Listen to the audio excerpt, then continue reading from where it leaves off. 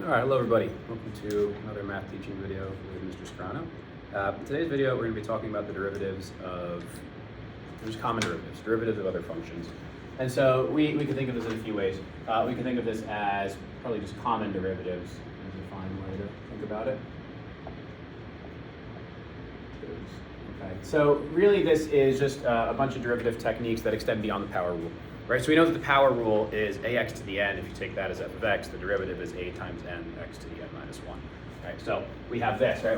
We know the power rule. Okay, we know that if we have f of x equals a times x to the n, the derivative of that is a n times x to the n minus 1. Where if you look at an example, f of x equals 7x to the 4. Okay, we know f prime of x is 28x cubed. All right, pretty straightforward.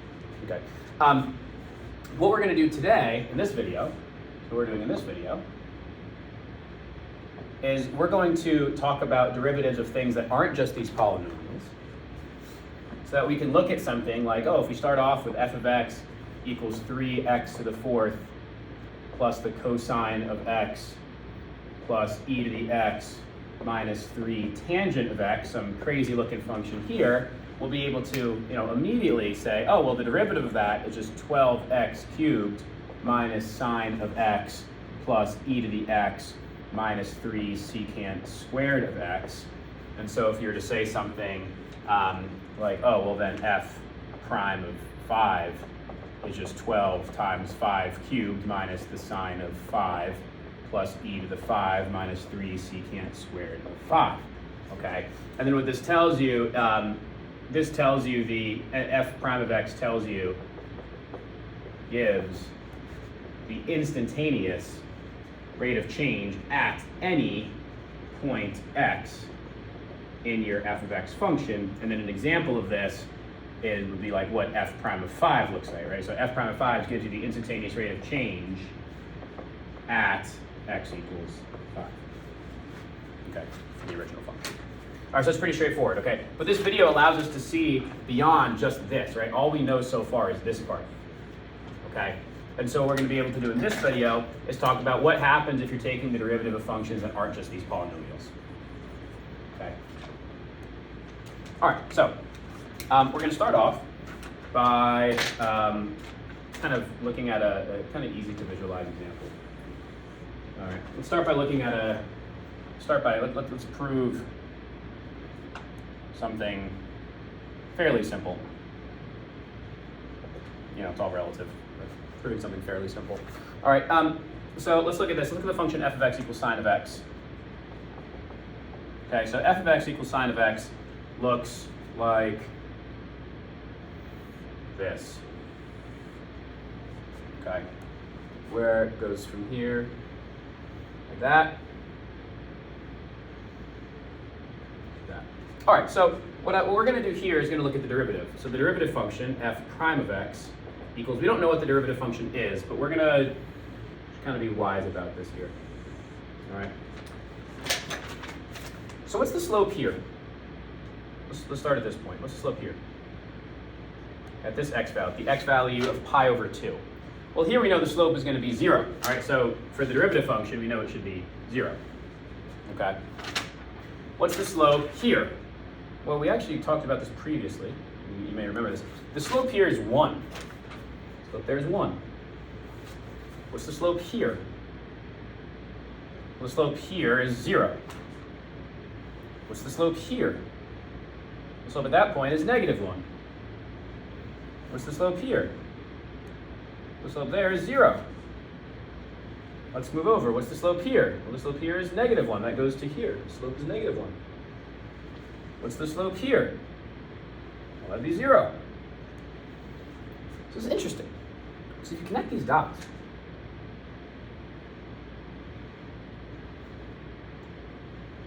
this function hopefully pops out to us as, oh my goodness, this is cosine.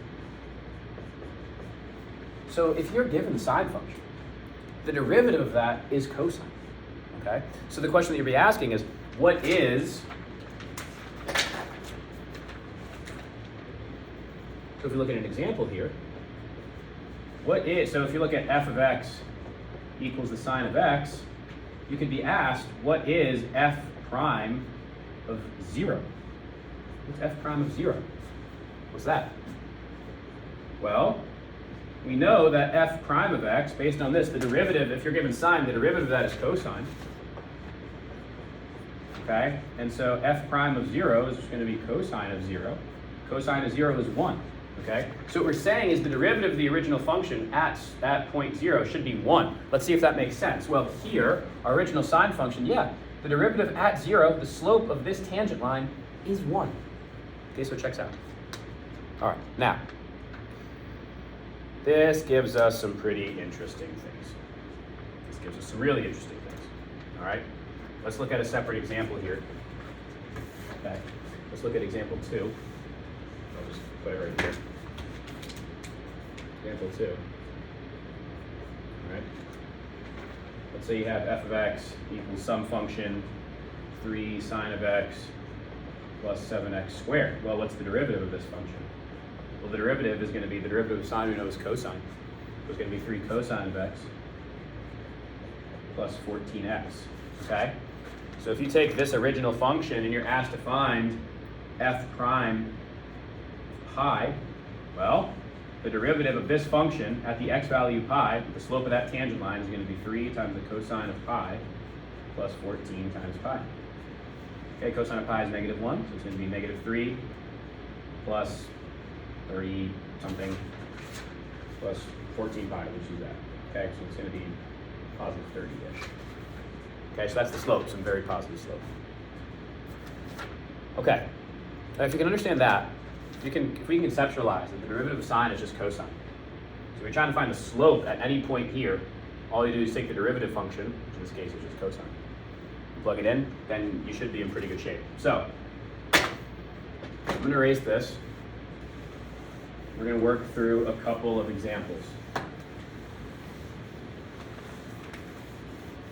Okay?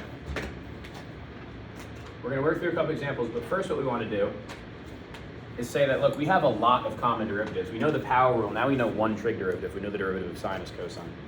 Now we get to work through the derivatives of other trig functions, okay? So let's just look at this. Here are some other common derivatives. Okay? Let's put f of x and f prime of x here. We're just going to talk through a couple. All right? First of all, power rule. A times x to the n. We know the derivative of that is an times x to the n minus 1. Straightforward, right? We've also just found out that the derivative of sine of x is cosine of x. Okay? And now we're just going to walk through a couple more. The derivative of tangent of x is secant squared of x. So that is to say, if you want to find the slope of any point on the tangent function, just plug it into the secant squared function. That'll give you the slope of whatever that point is on the whatever the x value is that you're looking for. All right. And so now, let's use natural log of x. The derivative of that is just 1 over x. That's easy. The derivative of e to the x is just e to the x. That's an interesting one. The derivative of cosine of x is not sine of x. It's actually negative sine of x. Okay. And then last one we'll do is the derivative of a to the x is a to the x times natural log of a. All right, now using this information, we now have unlocked the opportunity to do a whole bunch of derivatives. So let's do it. Now we can do lots of derivatives. We can now do lots of derivatives. Let's look at an example. Example 1. Let's say f of x is some function 7 times the tangent of x plus 4x squared minus the natural log of x. Some crazy looking function.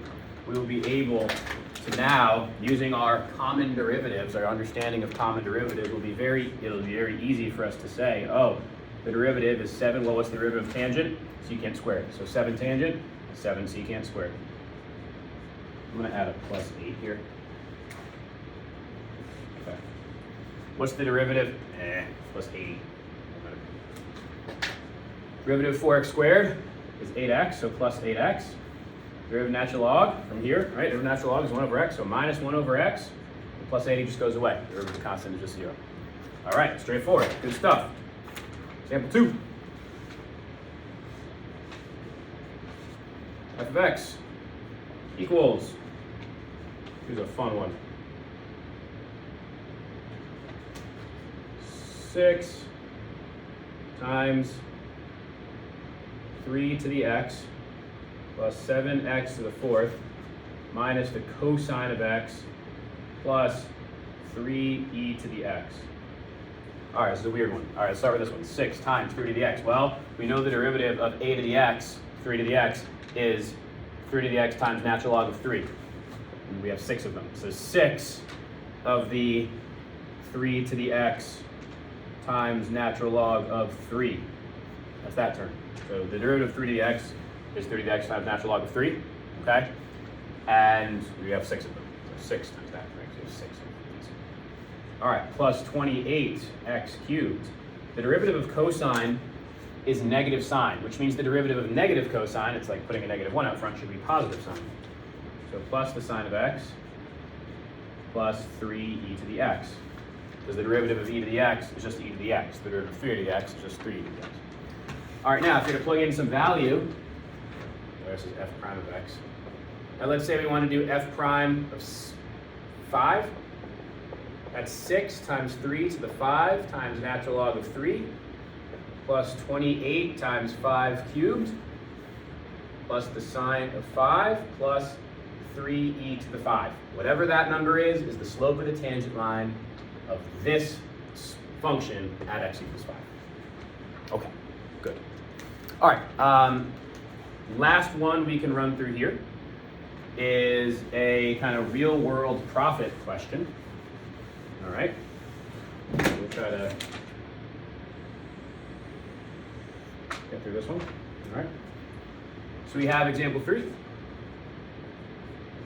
All right, let's say that your profit function for a company,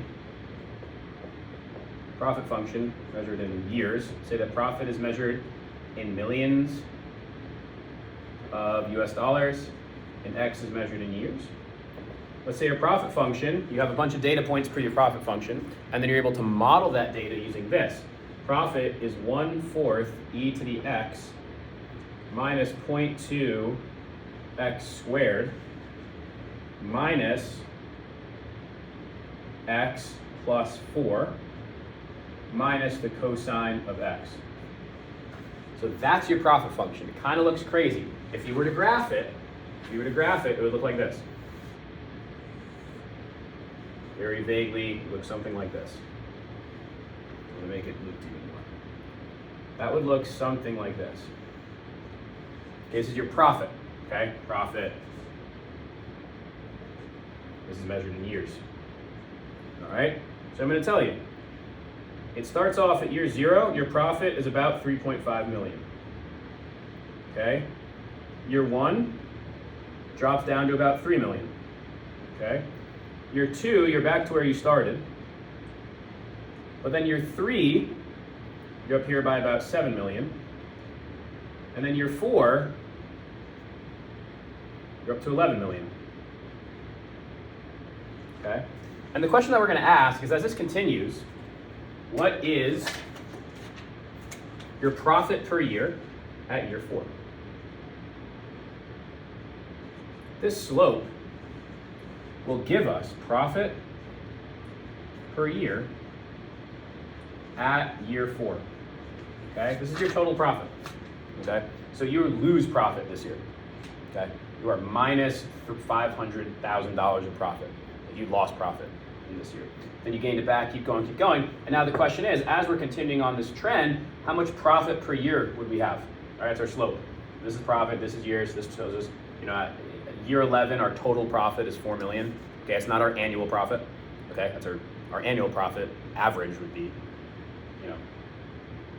11 divided by 4 is like 3 million per year over these 4 years. Okay, all right, so slope is profit per year at year 4. Well, how could we we want to figure out what that profit per year is at year 4. Well, what we do is if this profit in terms of years, we want to take the derivative. Profit prime of x gives you the change in profit per year. Profit per year. So profit prime of x, in this case, would be derivative of 1/4 e to the x is 1/4 e to the x. Derivative of negative 0.2 is going to be minus 0.4x minus 1. This goes away. Derivative of cosine is negative sine. Therefore, the derivative of negative cosine is positive sine, so plus sine of x. Awesome. And we're wanting it is at year 4. How much profit per year you're getting at year 4? So profit prime of 4 is going to be 1/4 e to the 4 minus 0.4 times 4 minus 1 plus the sine of 4. This ends up being, if you put it into your calculator, like this is an actual graph, this ends up being about $8.7 million per year. Okay, it's about $8.7 million per year. Okay, good. All right. So what's interesting is that we don't just do derivatives of just polynomial functions. We can do derivatives of other functions, and we have these techniques for solving for these derivatives. We did the sine cosine one, and there are other ones that we just kind of use to manipulate. And we'll be doing more in this in class. Thank you very much. See you next video.